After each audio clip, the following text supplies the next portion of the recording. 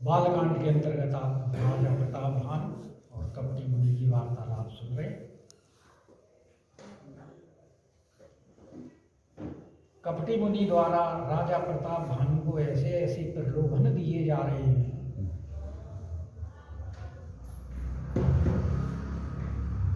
कि राजा प्रताप भानु उनके वश में होते, और अब तो यहां तक वश में हो चुके हैं कि कपटी मुनि के अलावा अपना हितैषी उन्हें और कोई दिखाई देता ही नहीं है।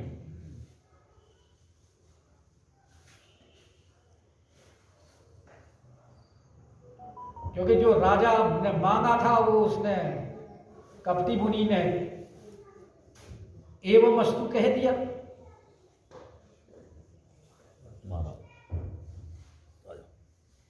लेकिन जो भी वो अपने वरदान दे रहा है उसमें कंडीशन लगा रहा है।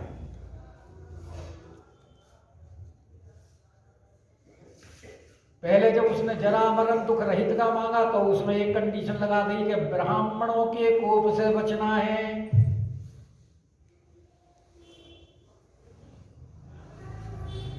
और जब उसने कहा, क्योंकि उस समय तो उसने स्वकल्प के लिए मांगा था, तो वो बोले कि अब हमें सर्वकाल के लिए चाहिए, क्योंकि स्वकल्प बाद तो फिर ये आपका जो आशीर्वाद है वो नहीं रहेगा, उससे भी आगे चाहिए। तो स्वकल्प के बाद तो फिर हमें कोई जीत लेगा। तो इसलिए उसने कहा कि वो कहूं सर्व काल कल्याण,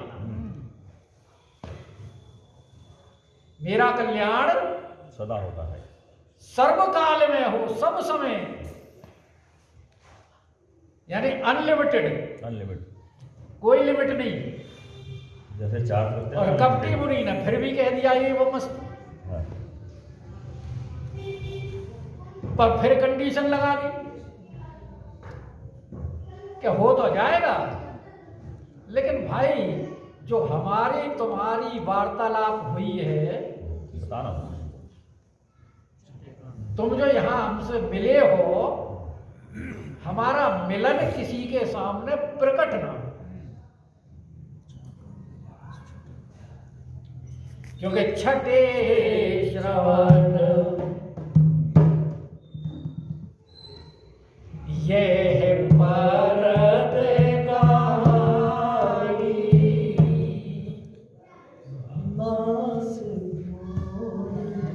अगर तुमने ये बात किसी से कह दी तो तुम्हारा नाश अवश्य है, ये सत्य जानना।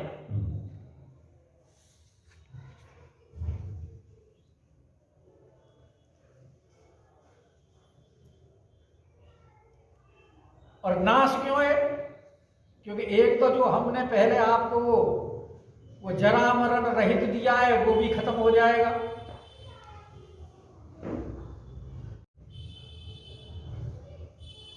और फिर तुमने हमारी आज्ञा का पालन नहीं किया तो हम भी तुमसे रुष्ट हो जाएंगे।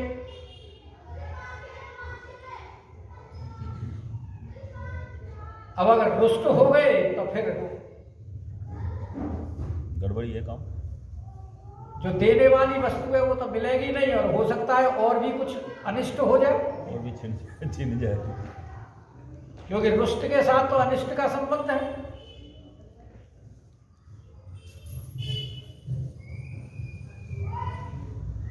तो बोले प्रभु बात आपकी ठीक है,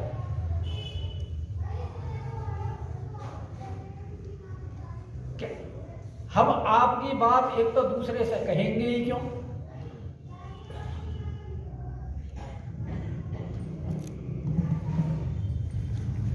क्योंकि आप हमारे गुरु, हम आपके शिष्य, और जो गुरु की बात नहीं मानता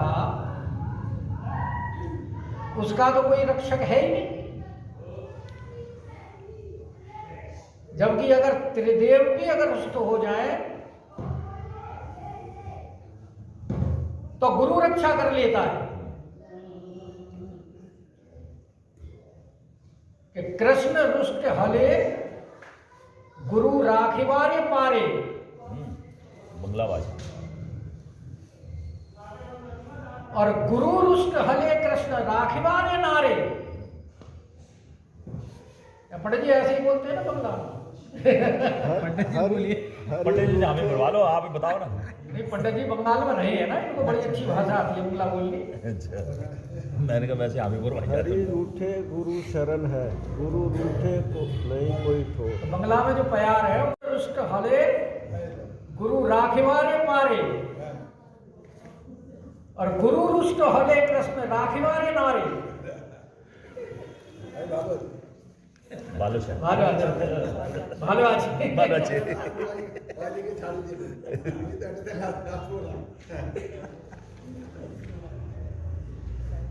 पंडित जी ने भी बोल के सुना दी, बस उनको भी आती है समझ। अरे वो बंगाल में कई साल रहे हैं भाई, अच्छा, इसलिए उनको आती है। गा रहे हैं, हम सुन रहे हैं, हम सबके तो साइड से। भाई ये आप लोगों ने सुना हुआ है पहले।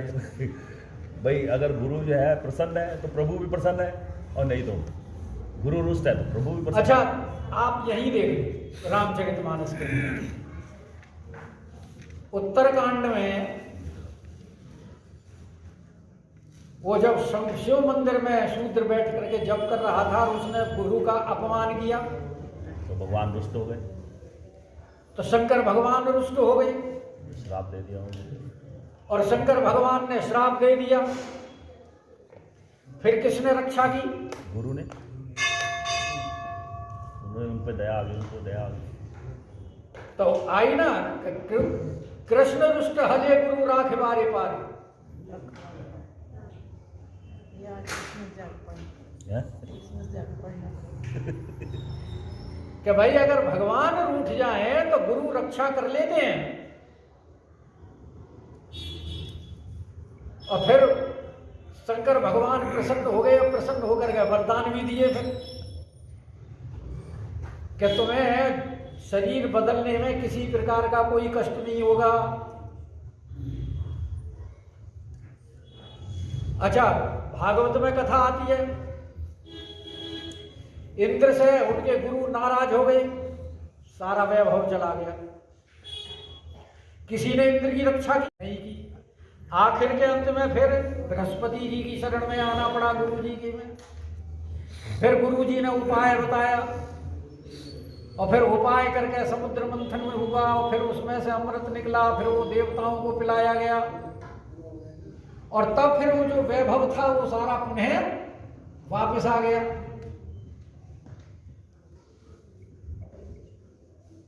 तो जब गुरु रुष्ट हो जाए तो फिर उसकी कोई रक्षा नहीं करता। अब दंडकारण्य की कथा, दंडक राजा की, वो शुक्राचार्य की पुत्री के साथ जो व्यभिचार किया था, जिसकी वजह से शुक्राचार्य उससे रुष्ट हो गए, और जो उसको शाप दिया तो पूरा का राज्य उसका दंडक वन बन गया, क्योंकि अभिशप्त है ये दंडक वन। वो तो भगवान राम फिर गए हैं, फिर उसको शाप से मुक्त किया है। तो इसीलिए वो कह रहे हैं कि तुझे दूर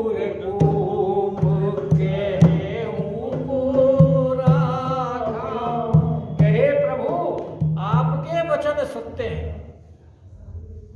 क्योंकि कपटी मुनि ने कहा कि यह प्रकटे अथवा द्विज श्रापा, नास तोर सुन भानु प्रतापा। अगर तूने ये किसी से प्रकट कर दिया या ब्राह्मण का शाप अगर तुझे मिला तो दो ही प्रकार से तेरा नाश है। तो बोला बिल्कुल सत्य वचन है प्रभु आपके, ठीक कह रहे हैं। ऐसा ही, क्योंकि जो अगर ब्राह्मण अगर किसी पर कुपित हो जाए या गुरु किसी के ऊपर कुपित हो जाए तो फिर उसकी कोई रक्षा करने वाला नहीं। नहीं है कि गुरु विरोध नहीं को जग राता।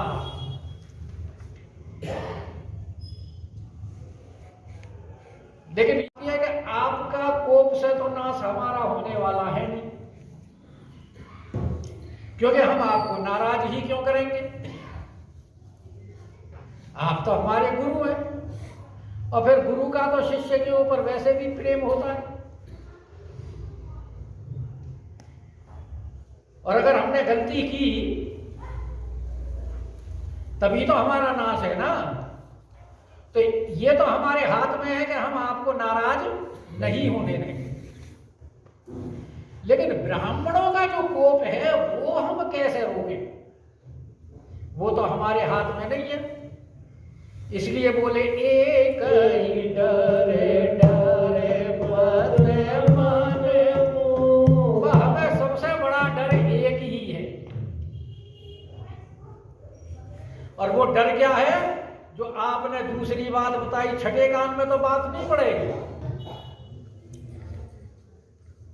लेकिन अगर ब्राह्मण दुष्ट हो गए कि प्रभु माही देव शाप अति घोर, क्योंकि ब्राह्मणों का शाप तो अति घोर है, बड़ा भयानक है। जब ब्रह्मा विष्णु महेश के कोप से गुरु बचा लेता है, लेकिन ब्राह्मणों के कोप से कोई नहीं बचा पाता, क्योंकि इसीलिए भी मना कर दिया कपटी मुनि ने कि भाई ब्राह्मण अगर संतुष्ट रहे तेरे से तो हम जो तेरे को आशीर्वाद दे रहे ये फलीभूत हो जाएगा, वरना तो अगर ब्राह्मण रुष्ट हो गए तो फिर हमारी कोई गारंटी नहीं है। लेकिन उपाय नहीं बताया,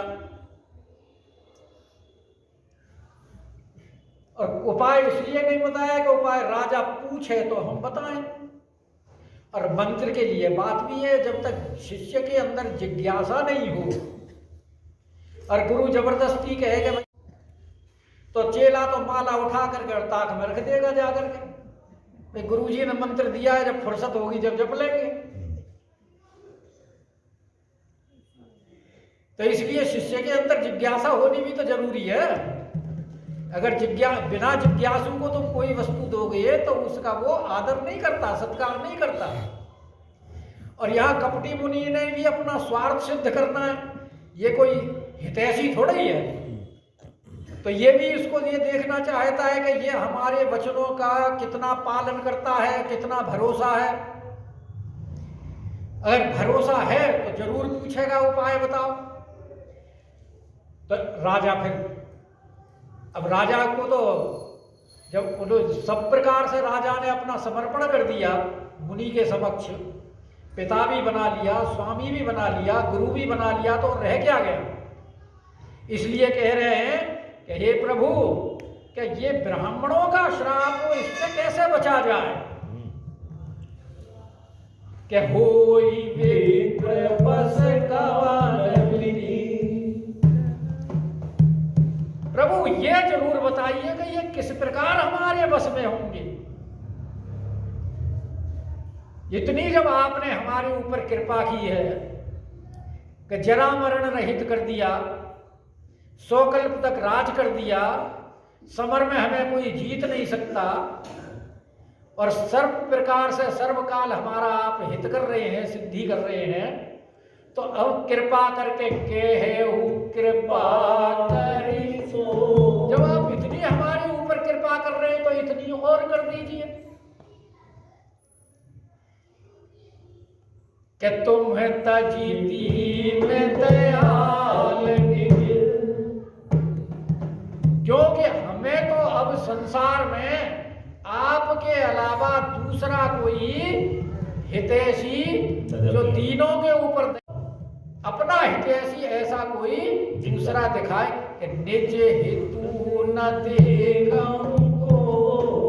और बात भी ठीक है, मुलाकात कितनी देर की है वही राजा की और मुनि की? थोड़ी देर की। कुछ समय पहले ही तो, संध्या समय ही तो राजा मिले हैं, और कुछ पल की वार्तालाप में कपटी मुनि उनके इतने परम हितैषी बन गए कि नाना प्रकार के वरदान दिए चले जा रहे हैं। जैसे रेवड़ियां बट रही हो। तो राजा बोला बताओ इतना हितैषी और मिलेगा कौन? और जो कपटी व्यक्ति होते हैं वो सामने वाले को सबसे पहले अपनी बातों के अंदर प्रलोभन दे देकर इतना वश में कर लेते हैं कि वो सब प्रकार से जैसे वो कहे वैसा करने के लिए तैयार हो जाए। शीशे में उतार। अरे भाई मंथरा को देख लो ना आप, केकई को उसने कैसा अपने आईने में उतारा है। पहले तो वो उसका घर फोड़ी नाम के लिए रख दिया कि तू हमारे घर में सेंध लगाना चाहती है, और काने कोरे कुबरे और पता नहीं क्या क्या उसको बोल दिया। लेकिन वो भी अपनी बात, अपने जो उसका प्रयोजन था उसको उसने छोड़ा नहीं और लगी रही। और अंत में केकई के मुंह से ये कहलवा लिया कि तेरे जैसा हितैषी मेरा कोई नहीं है। तू तो मेरे लिए ऐसे हितैषी बन गई जैसे कोई पानी में बहता हुआ जाए और कोई उसका हाथ पकड़ कर रोक ले। नहीं, मैं तो इन सब की बातों में बहती हुई चली जा रही थी, मुझे तो पता ही नहीं था कि क्या हो रहा है मेरे पीछे। अब यहां राजा के भी कपट मुनि ने इस प्रकार भरोसा विश्वास दिला दिया कि राजा जो कहता है कि चारि पदार्थ करतल मोरे, लेकिन जो उसकी अंदर जो आकांक्षा है, उस आकांक्षा ने उसको कितना गिरा दिया कि अब कपटी मुनि के सामने कहता है कि तुम तजी दीन दयाल निज हेतु न देखो, कि तुम्हारे समान मेरा कोई परम हितैषी ही नहीं है। तो सुनो नृप विविध। अब कपटी मुनि ने देख लिया कि हम उपाय पूछ रहा है तो उपाय बताना है। ठंड लग पड़े कल यहाँ बिछने चाहिए ये थोड़े गद्दे। अरे भाई प्रधान जी के नीचे गद्दा नहीं बिछाया, ये तो बहुत बड़ी गलती कर दी।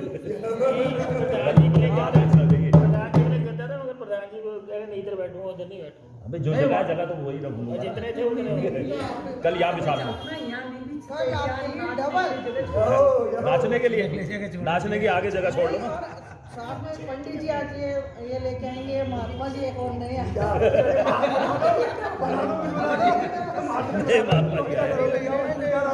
सुबह यही पहन के आए थे। अब बोले कि हाँ राजा हमारे जैसे हम चाह रहे हैं वैसे वश में हो गया। तो कह रहे कि सुनु नृप विविध जतन जग माही, कि हे राजा देखो संसार के अंदर उपाय तो बहुत सारे हम जानते हैं, लेकिन उपाय बड़े कठिन हैं। कि कष्ट साध्य बड़ा परिश्रम करना पड़ता है उन उपायों में करने में।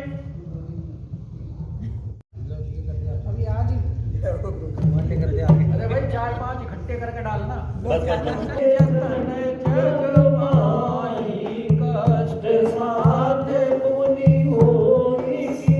अब कपटी मुनि कह रहे हैं, जब राजा पूछ रहा है कि प्रभु कोई उपाय बताओ, तो मुनि बोले भाई उपाय तो हैं और एक नहीं अनेक उपाय हैं। कौन कौन से उपाय तुझे बताएं, लेकिन हमें लगता है कि वो उपाय हो नहीं पाएंगे, क्योंकि उनमें कष्ट बहुत है, बहुत परेशानी है। सबके बस की बात नहीं है, संभव नहीं है कि सब में कर सके। अब राजा फिर उदास हो गया, यूं कि ये तो बनी बनाई बात फिर रह गई। तो कपटी मुनि बोले कि नहीं नहीं चिंता करने की आवश्यकता नहीं है, क्योंकि कष्ट साध्य जरूर है, लेकिन फिर भी एक अति सुगम उपाय, एक सरल उपाय भी है, इसलिए चिंता मत भरोसा रखो, नो टेंशन। हताश मत हो। अब राजा के थोड़ा सांस आया, फिर बोला कि फिर कह दिया कि उसमें भी एक कठिनाई है।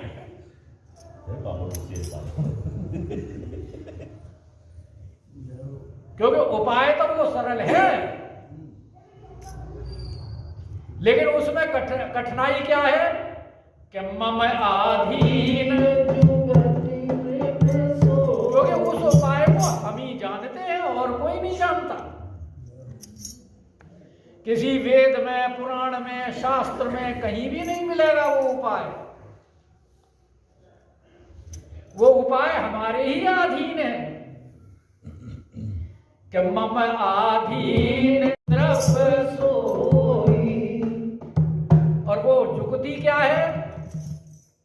वो जुगति हमारे अधीन है, और हमारे अधीन होने पर ये है कि भाई जैसे आगे बताएगा कि हम ब्राह्मण को भोजन कराएं, ब्राह्मणों को, और फिर उनके यहाँ और ब्राह्मण भोजन करें, फिर और ब्राह्मण तो जो जो करते रहे सब भस्म होते चले जाए।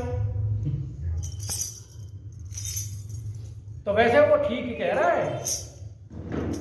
वेद शास्त्र पुराण में ऐसा कोई उपाय कहीं नहीं लिखा कि कोई एक ब्राह्मण के घर तो और ब्राह्मण भोजन करें, फिर उनके भोजन करें, फिर सब भस्म होते जाए, ऐसा कोई उपाय नहीं है। ये बात तो वो सत्य कह रहा है कि मम आधीन जो लेकिन वो युक्ति संभव कब है?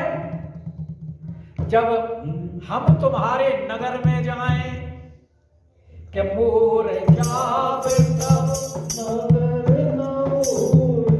लेकिन मेरा तुम्हारे नगर में जाना हो नहीं सकता। हम तो, क्योंकि हम तो जब से पैदा हुए हैं तब से ना तो किसी को अपने आप को जनाया, ना हम किसी से मिले, ना हम कहीं आते हैं, ना कहीं हम जाते हैं। तो इसलिए हम तुम्हारे नगर में नहीं जा सकते। क्यों? कि आज लगे और चबते भया। जब से हम पैदा हुए हैं तब से लेकर आज तक काहू के ग्रह नाम क्योंकि हम का ना तो किसी के घर गए, ना किसी के ग्राम में गए। हमारा मतलब ही क्या है? क्योंकि हम तो भगवान के भजन में लगे रहते हैं और संसार से अपने आप को दूर हटे रहते हैं। क्योंकि संसार में रहने के बाद में तो लोक मान्यता अनल सम पहले ही कह चुके हैं कि हम तो किसी से परिचय अपना सिवाय दुख के और भजन में विघ्न के और कोई उपलब्धि नहीं है, और हमें दुनिया में संसार से कुछ लेना देना भी नहीं है। सारी बात वो पहले बता ही चुके हैं राजा को, इसलिए वो अब फिर यही बात कह रहे हैं कि आज लगे और जब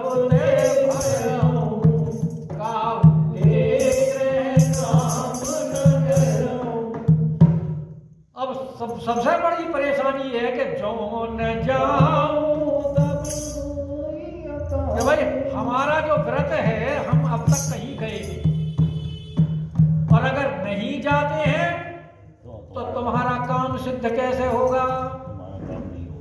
क्या हो जो न जाऊं तब होई अकाल, तुम्हारा कार्य नहीं हो सकता। और बना आई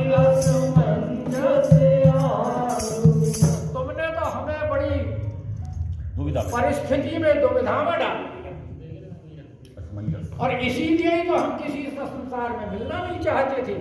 तुम पहली बार हमसे मिले और देखो तुम हम कैसी दुविधा में पड़ गए। जाए कि ना जाए? अगर हम जाते हैं तो हमारी तपस्या भंग होती है, और नहीं जाते तो क्योंकि तुम हमारे परम हितैषी हो और तुम्हारा हित नहीं करें तो वो भी हमें दोष लगता है, इसलिए तुम्हारे यहाँ भी जाना जरूरी है। तो ये तो तुमने बड़ी बड़ी असमंजस में डाल दिया। राजा बोला कि अब तो भाई थोड़ी सी बटरिंग की कसर और है। और बटर लगाना पड़ेगा। जाओ पंजाब डेयरी में, पंजाब में आधा किलो का और लेके आओ। सस्ता में चल जाएगा, आधा किलो नहीं 250 से चल जाएगा। ठंड पड़ रही है, जम जाता है। तो सोनी महेश बोले प्रभुमानी।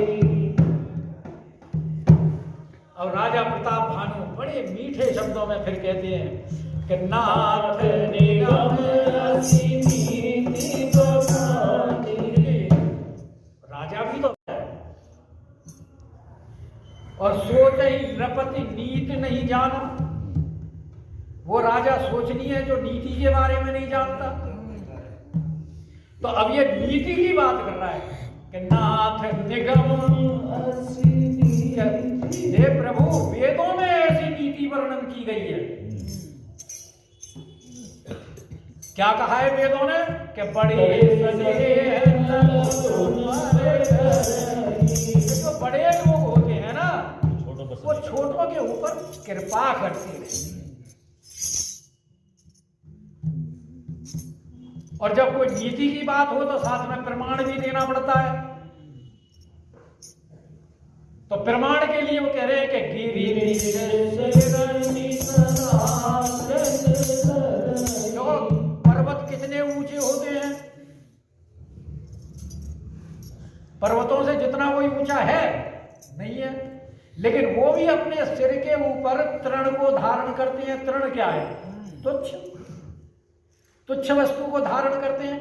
ऐसे ही आप बहुत बड़े हैं तो आप अपने बड़प्पन को विचार ना करके हमारे कार्य को सिद्ध कर दे, क्योंकि हम तो आपके सामने बड़े तुच्छ हैं।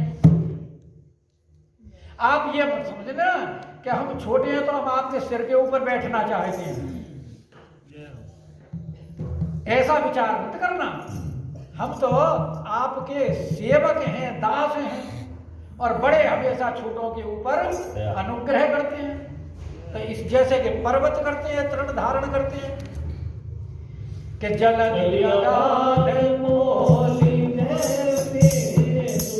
अब समुद्र देखो कितना आघात। एक तो पहले ऊंचाई में ले गई, ऊंचाई का उदाहरण दे दिया। अब सबसे गहराई का उदाहरण दे दिया। समुद्र से जितना कोई गहरा नहीं होता, लेकिन वो भी अब फेन क्या है जिसके कोई कीमत नहीं, वैल्यू नहीं, कुछ नहीं, अवस्तु, कोई वस्तु नहीं है फेन। उसको भी धारण करता है, उसको भी वो अपने सिर के ऊपर धारण करता है। और सब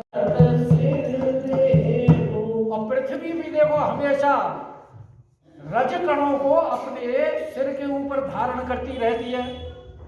इसी प्रकार आप भी, हम तो आपके सामने रजकण के समान हैं, हम तो आपके सामने फेन के समान हैं, हम तो आपके सामने तृण के समान हैं।